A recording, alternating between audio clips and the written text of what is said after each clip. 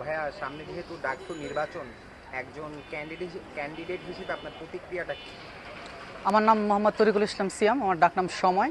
আমি 24-25 সেশনের আইন বিভাগের একজন শিক্ষার্থী এবং শহীদ সার্জেন্ট জহুরুল হক হলের একজন আবাসিক শিক্ষার্থী। আমি ডাকসু ইলেকশন 2025-এ জহুরুল হক হল সংসদের একজন সদস্য হিসাবে নির্বাচনে প্রতিদ্বন্দ্বিতা করব। ডাকসু ইলেকশন নিয়ে আমার অভিমত বা প্রতিক্রিয়া বলে বলবো যে এটা দীর্ঘদিন পরে হয়েছিল 2019 সালে, এবং জুলাই অভ্যুত্থানের পরে 2025 সালে আবার হতে যাচ্ছে। এবং ডাকসু হলো ঢাকা বিশ্ববিদ্যালয়ের শিক্ষার্থীদের জন্য গণতন্ত্র চর্চার সবচাইতে বড় প্ল্যাটফর্ম, শিক্ষার্থীদের অধিকার আদায়ের সবচেয়ে বড় প্ল্যাটফর্ম ডাকসু। এবং ডাকসু যখনই আমাদের ছিল আমাদের দেশের ইতিহাসে, সেটা 52, 64, 62, 69, 71, 90 যখনই ডাকসু ছিল, আমরা দেখতে পেয়েছি যেখানে শিক্ষার্থীদের অংশগ্রহণের মধ্যে দিয়ে ডাকসুর যে অভিমতটা ছিল এটা সবসময় শিক্ষার্থী বান্ধব ছিল, আমাদের মা মাটির পক্ষ ছিল, গণতন্ত্রের পক্ষ ছিল। এবং 2025 সালে যে ডাকসু নির্বাচনটা হচ্ছে, আমি 2024-25 সেশনে একজন নবীন শিক্ষার্থী হিসেবে মনে করি যে আমি যেহেতু ডাকসু ইলেকশনে অংশগ্রহণ করতেছি, আমি মনে করি যে এই অংশগ্রহণটা ডাকসুর একটা গণতন্ত্রের সৌন্দর্যটা বৃদ্ধি করবে।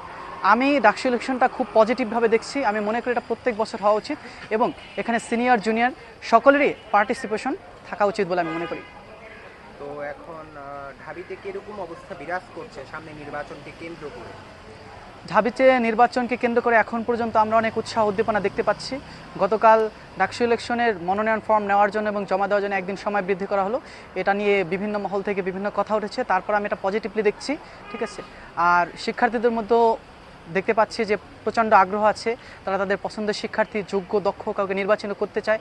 তাদের মাধ্যমে তাদের সাধারণ শিক্ষার্থীদের যে কথাগুলো আছে, তাদের যে দাবিগুলো আছে, তাদের যে চাওয়াগুলো আছে, এটা প্রশাসনের সাথে কথা বলে নেগোসিয়েশন করে, প্রশাসনের সাথে কথা বলে যেন এটা আদায় করে নেওয়া যায়, সেজন্য তাদের মাঝে প্রচুর আগ্রহ দেখা যাচ্ছে, এই তো যাচ্ছে। এবং আমি সব কিছু পজিটিভভাবে দেখছি এখন পর্যন্ত। তো আপনার কি মনে হয় কে হচ্ছে এই এই প্রতিযোগিতার মধ্যে কে হচ্ছে এগিয়ে আছে বর্তমানে, আপনার কি মনে হয়?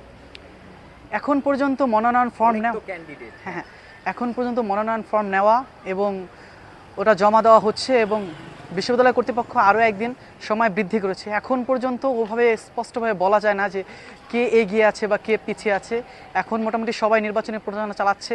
শিক্ষার্থীরাও নিজেদের যারা প্রার্থী আছে তাদের বক্তব্য ইশতেহার শুনছে, এবং এটা শুনে তারা এখন পর্যন্ত যে অনেকেই সিদ্ধান্ত নিয়ে নিয়েছে কাকে প্রার্থী হিসাবে তারা নির্বাচিত করবে, সেটা এখনো নেয়নি। সুতরাং এখন পর্যন্ত বলা যাচ্ছে না, বাট শিক্ষার্থীদের মধ্যে আগ্রহ লক্ষ্য করা যাচ্ছে। তো আপনি সবশেষ কি বলতে চাবেন? সবশেষে বলতে চাইবো যে আমার যারা সহপাঠী আছে, সিনিয়র জুনিয়র আছে, আমি যেহেতু হল সংসদে নির্বাচন করছি, আপনারা জুনিয়রদের সুযোগ দিবেন। এবং আমি যাদের সাথে কথা বলেছি সবাই আমাকে অনুপ্রাণিত করেছে এবং এই অংশগ্রহণ করার জন্য তারা শুভকামনা জানিয়েছে।